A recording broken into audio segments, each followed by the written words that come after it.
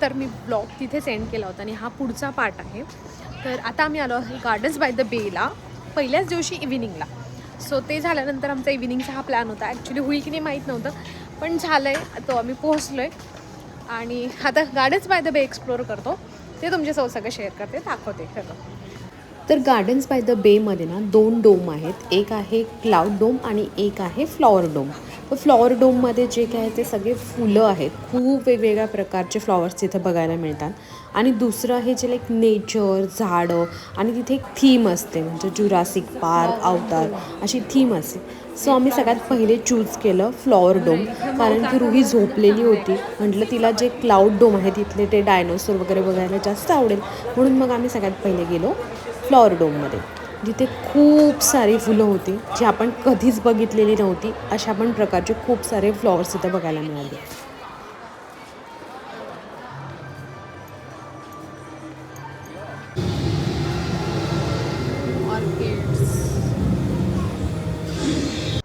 खूप सुंदर, काही काही फुलं खूप छान आहेत, म्हणजे वेगळी आहेत. ऑर्किडचे पण बरेच प्रकार आहेत. सो मस्त आहे, छान आहे.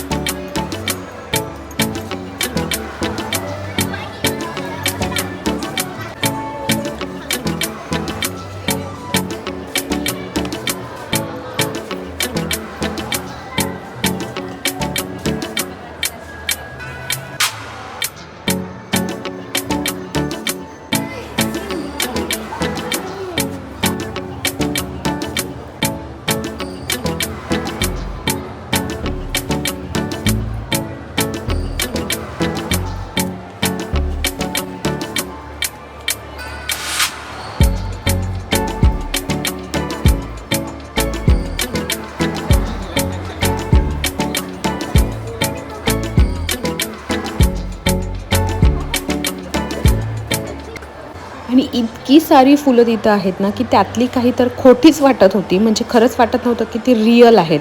इतकी ती सुंदर दिसत होते, म्हणजे आपण खोटे खोटे जसं बनवतो ना क्राफ्टचे, प्लास्टिकचे, तशी ती फुलं होती. आणि मेन म्हणजे ना तिथे एकही किडे वगैरे काही नव्हते. तरी पण आपण थोडीशी काळजी घेऊन इन्सेक्ट स्प्रे मारून जायला हरकत नाही. पण तरी तिथे एकही किडे वगैरे काहीच नव्हते. एवढे सगळे फुलं असून देखील ही विशेष गोष्ट वाटली आम्हाला तिथली.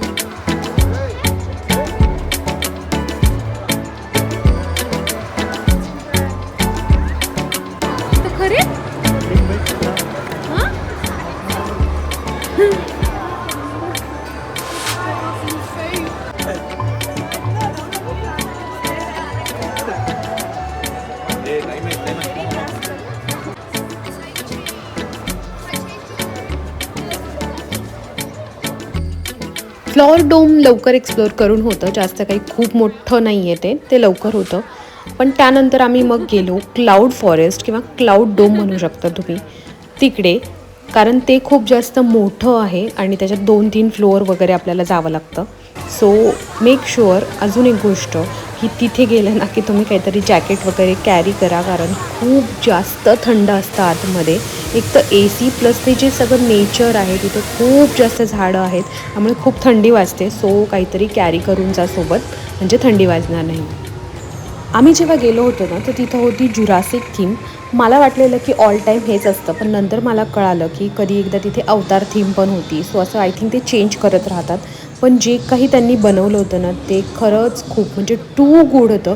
एवढी जास्त प्लांट्स तिथं लावणं आणि त्यामध्ये असं सगळं सेट करणं आणि अशा प्रकारचं गार्डन खरंच कमाल आहे. म्हणजे सिंगापूरमध्येच मी बघितलं की त्यांनी खूप सारे प्लांट्स लावूनच ते डेव्हलप केलेलं आहे आणि त्यातलंच एक गार्डन आहे की खूप सारे त्यांनी तिथे झाडं लावलेत आणि त्या झाडांमध्ये त्यांनी ते डायनासोर थीम केलेली, जी की खरंच खूप छान आहे.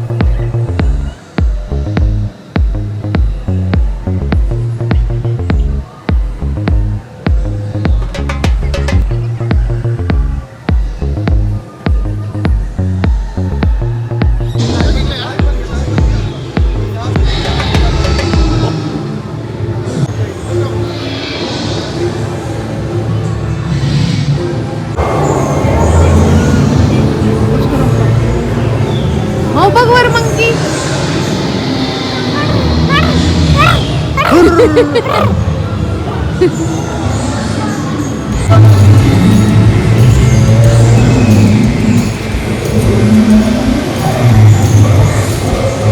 देव ते काही नाही करत, छान वाला आहे तो. मला काहीतरी गुदगुली करतोय.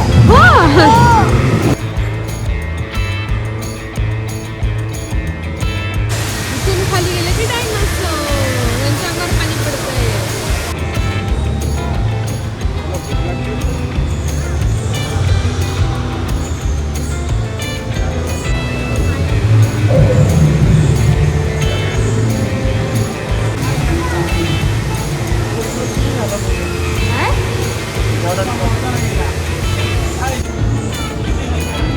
सो खाली तर एक फ्लोअरवर आहेच, प्लस वर तुम्हाला असं ब्रिज आहेत वेगवेगळे जे खूप छान आहेत चालण्यासाठी.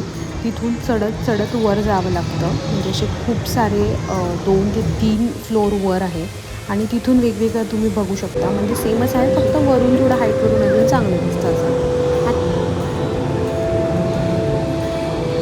आणि सगळं डायनासोरचं आर्टिफिशियल पण त्यांनी छोटे छोटे पिल्लू अंडे असं सगळं बनवून ठेवलं आहे. मुलांना बघण्यासाठी मजा येते हे सगळं काही. आणि प्लस जसं आर्ट सायन्स म्युझियममध्ये होतं ना, तसंच इथे पण आहे.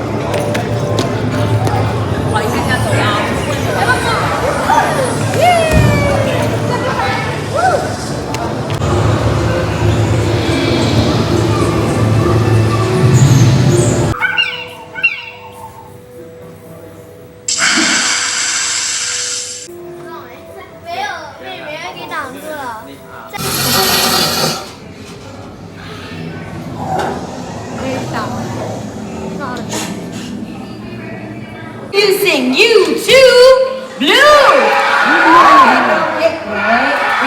Hey, stand down, Blue. Stand down, okay? Alright. Ladies and gentlemen, meet Blue. Blue is super smart. She's super fast. But don't worry, guys, she is highly trained. I'm gonna show it, girl. And back. Good job. Good girl, Blue. Okay, alright. Anybody here brave enough to want to try to be a raptor trainer today? Oh, do you want to try? Yes? You want to try to be a raptor trainer? So दोन्ही dome झाल्यानंतर आता आम्ही चाललो आहे super tree ग्रोवला, जे की free show असतो त्यांचा आणि छान असतो. 2 शो असतात, 7:30 आणि 8:30 अशी समथिंग काहीतरी. तर तिथे जाऊन बघू आणि मग दाखवते तो पण शो तुम्हाला काय असं. पुढे मग जाऊ हॉटेलला, कारण की आता खूप थकलोय.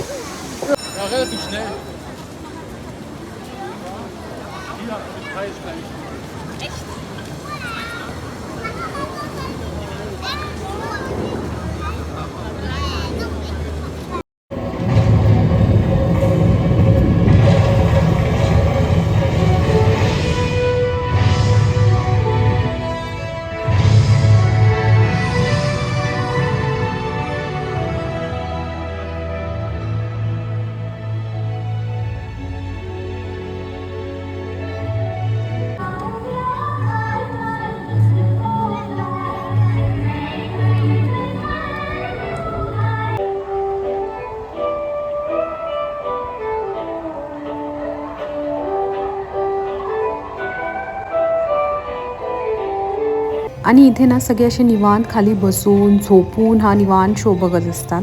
सो कोणी काही म्हणत नाही, इतकं छान इथे पीसफुल सगळं असतं आणि लाईट्स आणि ते खूप छान असतं. आणि एवढा सगळा वर शो चालू आहे, सगळे लोक बघतात आणि रुहीचं काहीतरी वेगळंच चालू होतं. त्या म्युझिकवरती तिचा स्वतःचाच एक वेगळा डान्स करत बसलेली. सो असा काही आमचा इकडे वेगळाच शो चालू होता.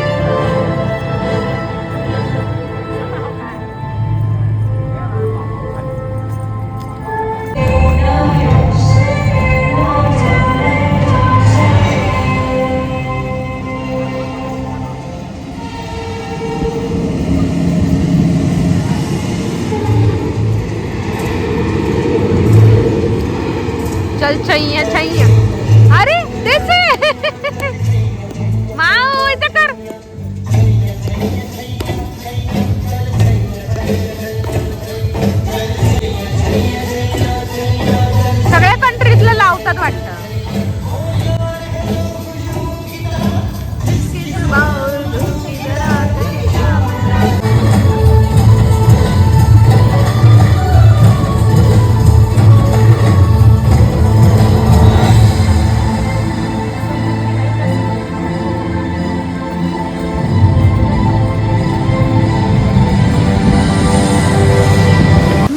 आता शो जायचं तर आपल्याला, खूप तर जास्त जेवण छान करू. होता. म्हणजे जर तुम्ही गार्डन्स बाय द बेला आली तर हा नाईट शो मिस करू नका. खरंच खूप छान असतो आणि मेन म्हणजे हा फ्री असतो. याला कोणतंही तिकीट नसतं.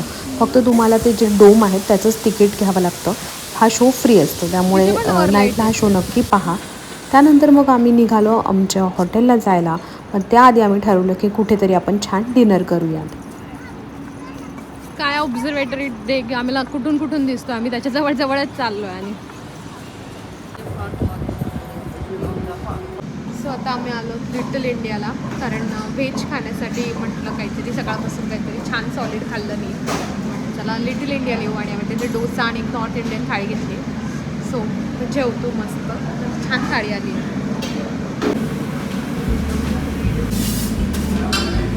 व्हेज फूड खाल्लं ना की मन अगदी तृप्त झालं आणि त्या नादात मी व्हिडिओ एंड करायचं विसरून गेले. सो आम्ही गेलेलो लिटिल इंडियाला. जर तुम्हाला व्हेज फूड खायचं असेल तर लिटिल इंडिया ही प्लेस खरंच खूप बेस्ट आहे. बाकी ठिकाणी तुम्हाला व्हेजचे ऑप्शन खूप म्हणजे खूपच कमी मिळतात. अगदी रेअर ऑप्शन असतात. त्यामुळे ना बेस्ट असेल जर तुम्ही डिनरला लिटिल इंडियाच्या आसपास असाल तर तिथे जा आणि तिथे डिनर करा. म्हणजे तुम्हाला छान व्हेज काहीतरी खायला मिळेल. आणि सोबत ना तुमच्या ठेपला वगैरे तुम्ही कॅरी करा, जे मी केलं होतं.